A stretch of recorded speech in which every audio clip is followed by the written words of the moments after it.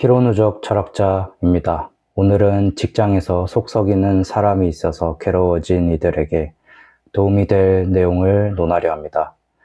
이야기의 물꼬를 트면서 확인해 볼 기저 팩트는 이윤을 추구하기 위해 여러 사람이 모이게 된 조직이 무수히 존재한다는 점입니다.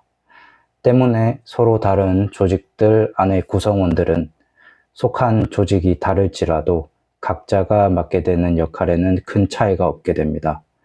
이는 조직 내부 그들 간의 역학 관계에도 동일한 특징을 보이게 됩니다. 말이 어려울 수 있으니 바로 예를 들어보죠. 같은 조직 안의 사람들이라 할지라도 능력과 인성의 차이가 있습니다. 어떤 사람은 두 가지가 모두 뛰어나기 때문에 자발적으로 또 타의적으로도 많은 로드를 감내합니다. 다른 어떤 사람은 두 가지가 모두 허접하기 때문에 자의적으로 또 타의적으로도 미약한 로드를 감내합니다. 그리고 그 양 극값 사이에 다른 이들이 적당한 차이를 보이며 분포하게 됩니다. 이들의 직급과 급여가 모두 같다고 해도 저들 간의 갑의 역학관계는 반드시 발생하게 됩니다. 제대로 된 이유는 창조주만이 알겠지만 인간의 정신은 모름지기 수고와 고난을 감내해서 많은 개선과 생산을 보인 다른 인간을 존경하도록 설계되어 있습니다. 반대로 나태함과 무책임함을 추구하는 다른 인간을 존경할 수는 없도록 설계되어 있습니다.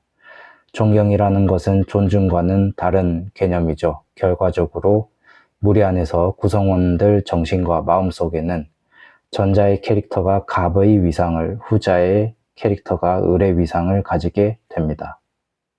우리 모두가 알듯 구성원들의 마음속 생각과 인사평가 결과는 그 방향이 다를 수 있습니다. 아니, 오히려 다른 경우가 더욱 많다고 보는 것이 현실에 가까울 것 같습니다. 여기서 일어나는 상대적으로 작은 문제가 있고 또 상대적으로 큰 문제가 있습니다. 작은 문제는 성의껏 일하는 나에 비해 엉망으로 일하는 다른 사람이 매번 짜증난다는 감정입니다. 큰 문제는 사내 정치와 유흥 접대 문화, 실적 가로채기 등으로 인해 나의 공로가 인사에 반영되지 못해서 큰 억울함이 생길 때입니다. 결론부터 말하면 작은 문제와 큰 문제를 시원하게 해결할 수 있는 바람직한 방법 같은 건 애초에 존재하지 않습니다. 그런 게 존재했다면 이미 세상에 직장 때문에 괴로운 사람이 다 사라졌을 테니까요. 바람직하지 못한 방법은 분명히 존재합니다. 그런 것들은 대부분 경범죄나 중범죄에 해당하기 때문에 바람직하지 못하다고 말할 수 있습니다. 누가 마음에 안 들어서 얼굴에 주먹을 꽂으면 찰나 속이 아주 시원하겠지만 곧 감옥을 가게 되어 속이 더 꽉 막히게 되겠지요. 이 주제를 다루는 의미는 다만 저런 불합리에 대한 관점을 여러 가지로 달리 해보기 위함입니다. 억지로 정신을 자위하는 게 아닌 그저 관점을 달리 해보는 데에 약간의 정신적 노력을 들여본다는 의미입니다. 상황이 발생했을 때 관점을 조금이라도 달리하면 장점이 있기 때문인데 적어도 민형사 사건은 예방할 수 있게 된다는 점입니다. 물론 이 근거를 완전한 일반화로 끌어올릴 수는 없겠지만 어지간해서는 예방이 될 것이라 생각합니다. 불합리에 대한 몇 가지 대표적인 권위자들의 관점부터 알아보죠. 부조리에 대한 것이기 때문에 알베르 카미가 먼저 나와야 할 것입니다. 그는 실력보다는 정치와 운이 이기게 되는 현실을 두고 세상이 고장났다고 불평하지는 않았을 것입니다. 원래 세상은 그런 곳이라 담담히 말했을 겁니다. 그걸 뻔히 알면서도 자기 갈 길을 계속하는 것이 중요하다고 했겠죠. 카미의 시지프는 자신의 운명을 알고도 계속 바위를 밀어 올립니다. 그 운명이라 함은 또다시 정상에서 속절없이 굴러 떨어져 버리는 바위죠. 카미는 시지프의 반항과 선택 속에 자유가 있다고 말합니다.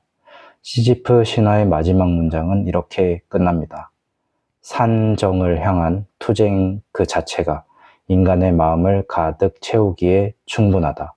우리는 시지프가 행복하다고 상상해야 한다. 다음으로 독일의 정치 철학자 한나 아렌트는 악은 평범한 얼굴을 하고 있다라는 말을 남겼습니다. 조직의 부조리는 특정 악당 때문이 아니라 생각하지 않는 평범한 사람들 때문에 생길 수 있다는 이야기를 한 것이죠. 그녀는 수백만 명의 유대인을 학살한 아돌프 아이히만을 취재한 뒤에 이 말을 했다고 전해집니다. 겉보기에는 그냥 평범한 공무원처럼 보였기 때문이었죠. 특별히 잔인해 보이지도 광기가 보이지도 않았다고 합니다. 한나의 취재에 그는 명령을 따랐을 뿐이라는 말을 반복했다고 합니다.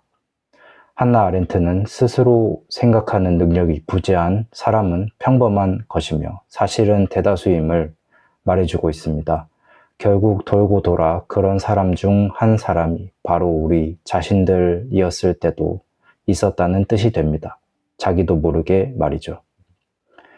권력의 철학자라고 불리는 프랑스 사상가 미셸 푸코는 감시와 처벌이라는 대표 저서로 유명합니다. 그는 판옵티콘이라는 개념을 제시합니다. 죄수가 감시받는지 아닌지 알 수 없기 때문에 항상 감시받는 것처럼 행동하는 감옥 구조를 뜻합니다. 조직 안의 현대인은 모두가 판옵티콘에 있다고 본 것이죠. 푸코의 관점에서는 인사평가가 공정했는지 아닌지에 대해서는 별로 관심이 없을 가능성이 큽니다.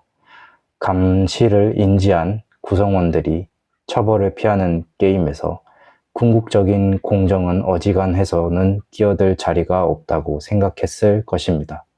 따라서 푸코는 심플하게 이 조직은 어떤 사람을 보상하고 어떤 사람을 억압하는가, 조직은 어떤 스타일의 죄수를 깎아 만들고 싶은 것인가와 같은 순수한 호기심 같은 관점을 가졌다고 볼 수 있습니다.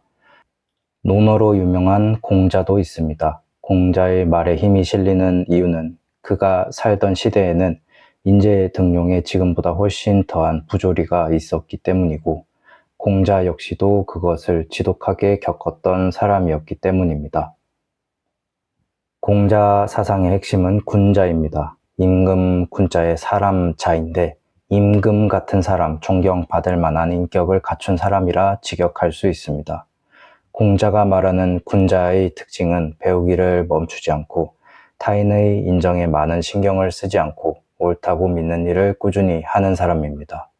그는 인정받아서 군자가 되는 것이 아니라 군자답게 살아가다 보면 인정은 따라올 수도 있고 안 따라올 수도 있는 것이라 봅니다.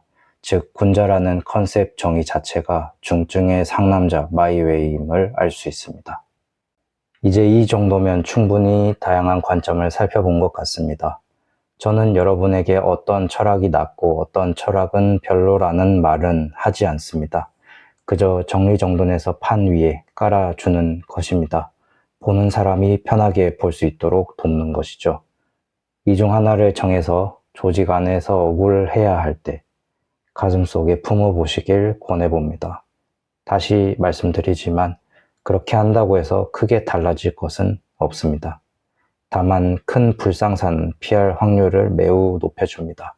그게 도움이 됩니다. 거의 대부분의 이권 다툼이 대국적인 시계열에서는 매우 무의미함을 자각하게끔 하는 장치들이기 때문입니다. 불교에서 말하는 진정 세상을 관조할 수 있게 하는 데에 도움을 준다고 표현해야 할까요? 지금까지 피로누적 철학자였습니다.